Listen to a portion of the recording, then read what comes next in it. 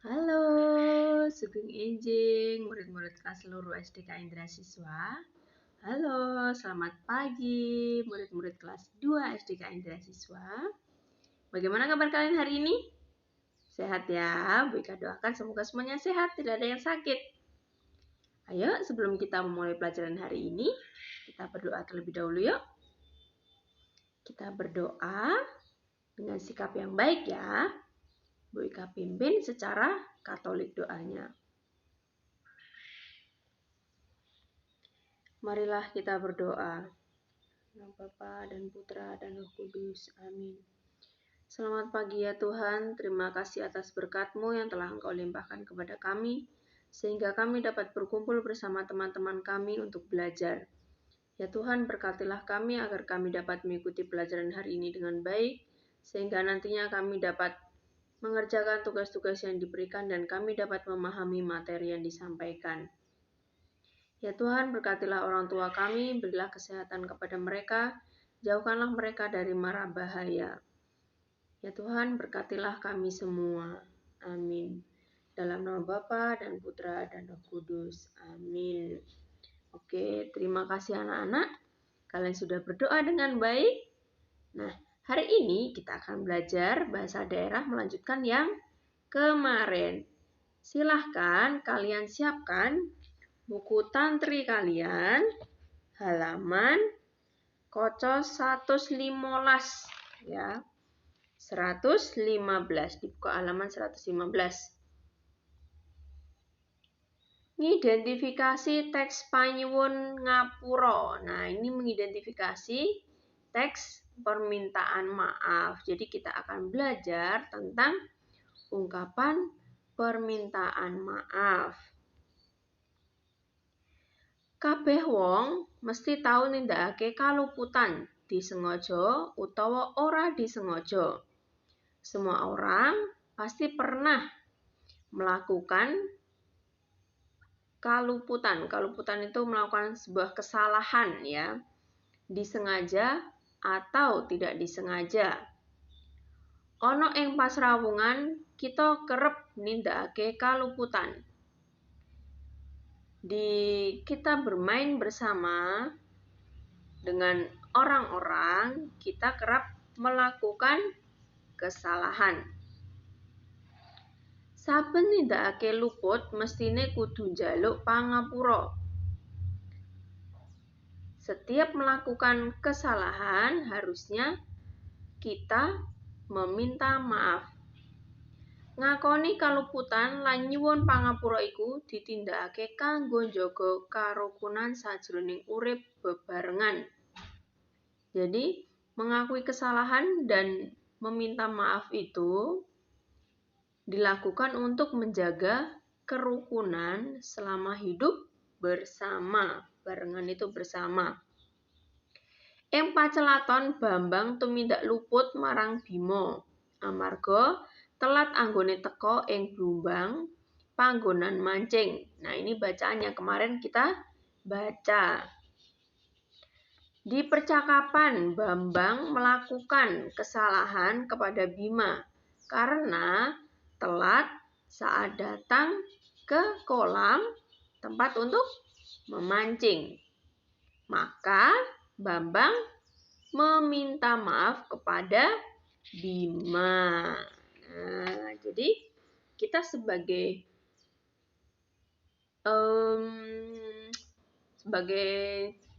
orang atau saudara atau teman, kita harus hidup rukun dengan cara kalau kita melakukan kesalahan, kita harus meminta maaf ya.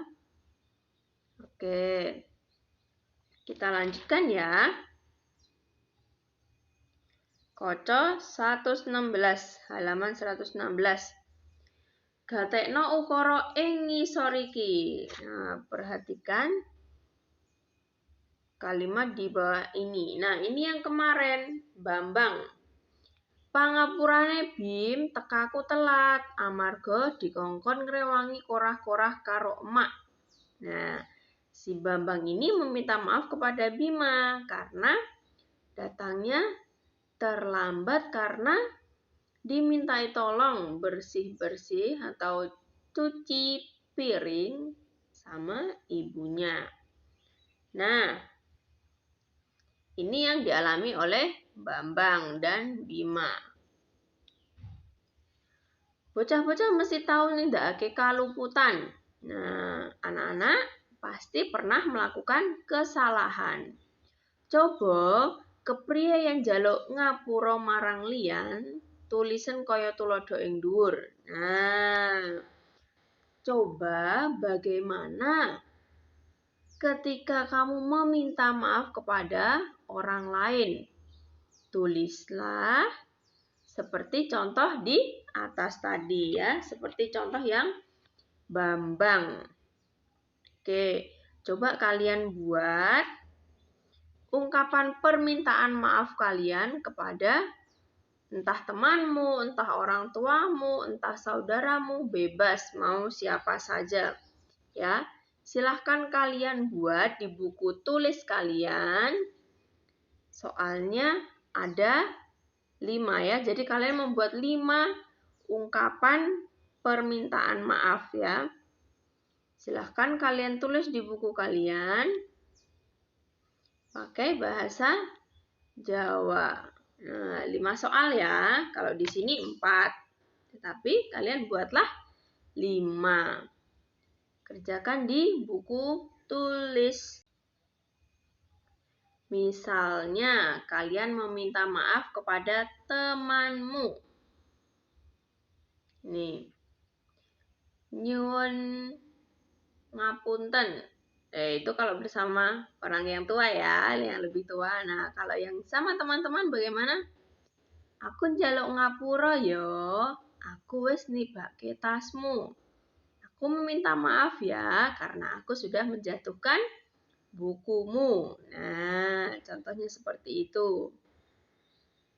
Ya, bisa? Ya. Nyuwun ngapunten, Bu. Kula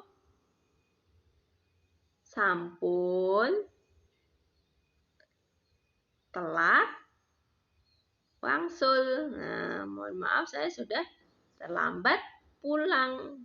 Seperti itu contohnya. Bebas kalian mau membuat kalimat apa saja untuk permintaan maaf. Paham ya? Oke, kita lanjut dulu. Nanti silahkan dikerjakan.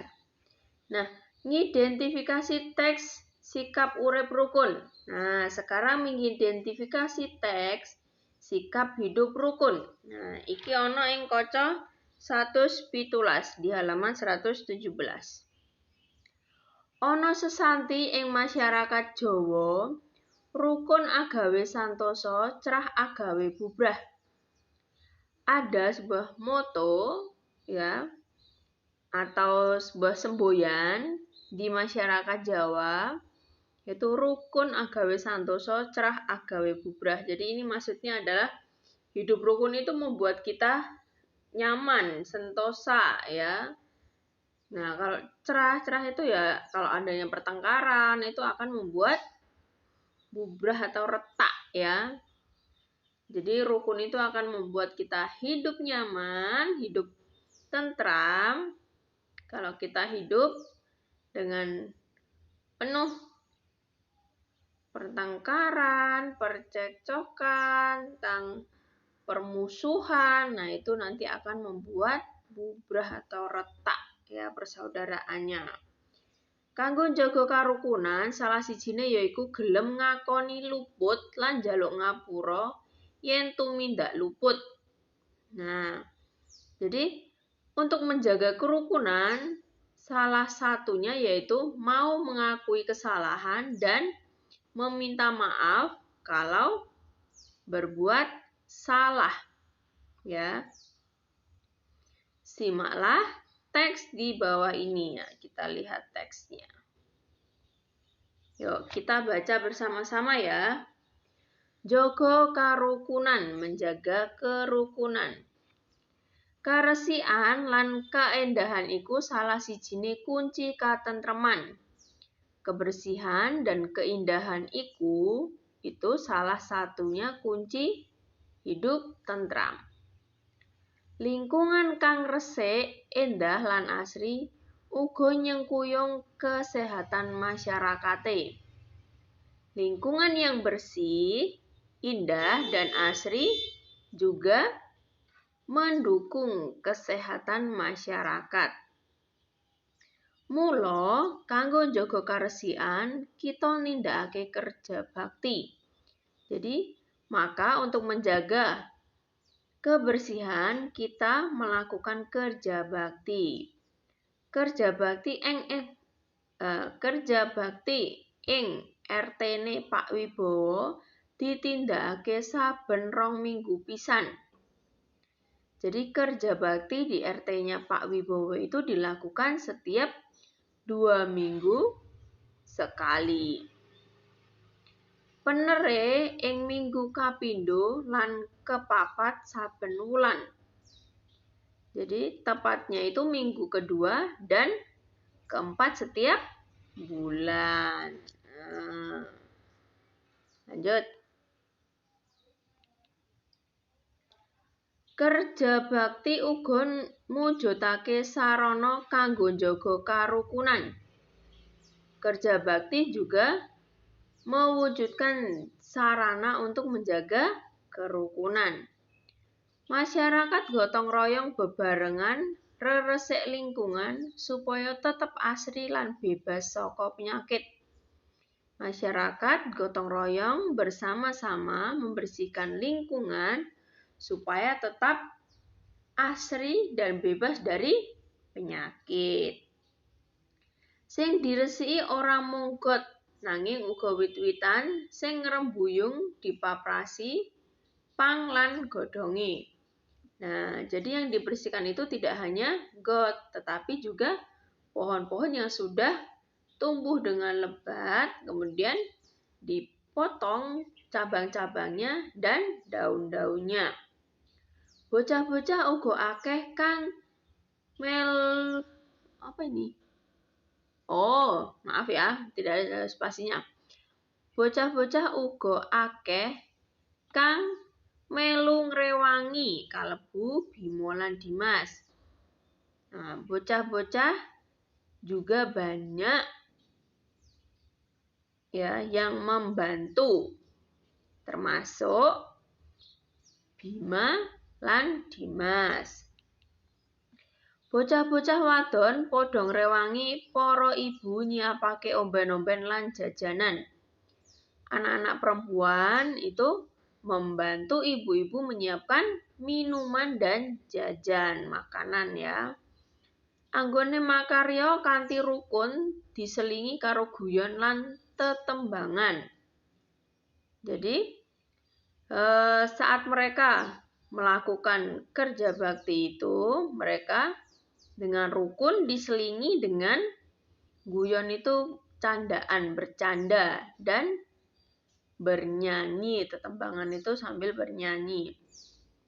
Ora ana sing tukar padu, kabeh katon gumbira saengga ora krasa kesel. Nah, tidak ada yang bertengkar. Semua terlihat gembira sehingga tidak terasa capek. Sip. Nah, itu.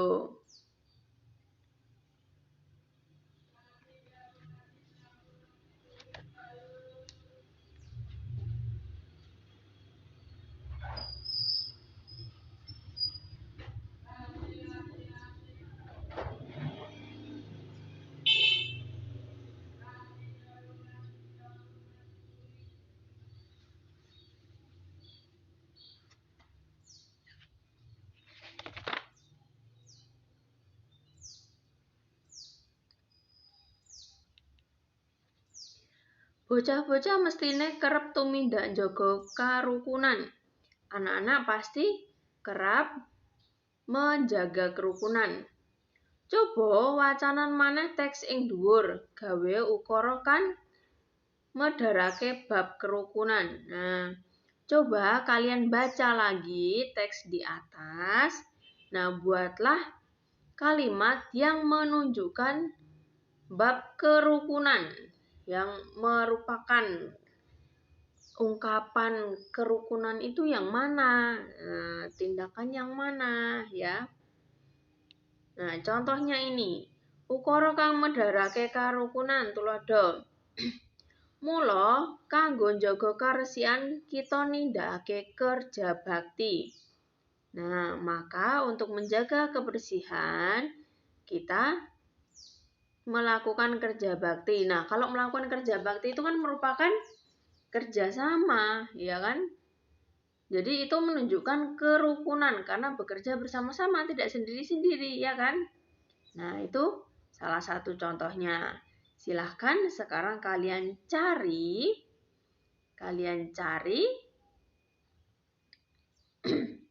ya. Kalian cari di bacaan yang tadi. Kemudian kalian tulis di buku tulis kalian ya. Ditulis di buku tulis sekalian. Oke? Bisa ya? Nanti kalau ada pertanyaan silahkan tanya ke Bu Ika. Oke. Nah, jadi kalian mencari dari bacaan yang barusan kita baca, yang menunjukkan kerukunan itu yang mana saja. Ada di situ banyak ya. Silahkan ditulis. Dikerjakan dengan rapi ya. Nanti kalau sudah selesai seperti biasa, silahkan difoto dan dikirim ke Bu Ika. Nah, hari ini kita sudah belajar tentang ungkapan permintaan maaf dan sikap untuk menjaga kerukunan. Oke, pelajaran hari ini cukup sekian anak-anak. Semoga apa yang Bu Ika sampaikan dapat kalian pahami dan semoga kalian bisa mengerjakannya. Oke anak-anak, selamat mengerjakan. Tuhan memberkati. Amin.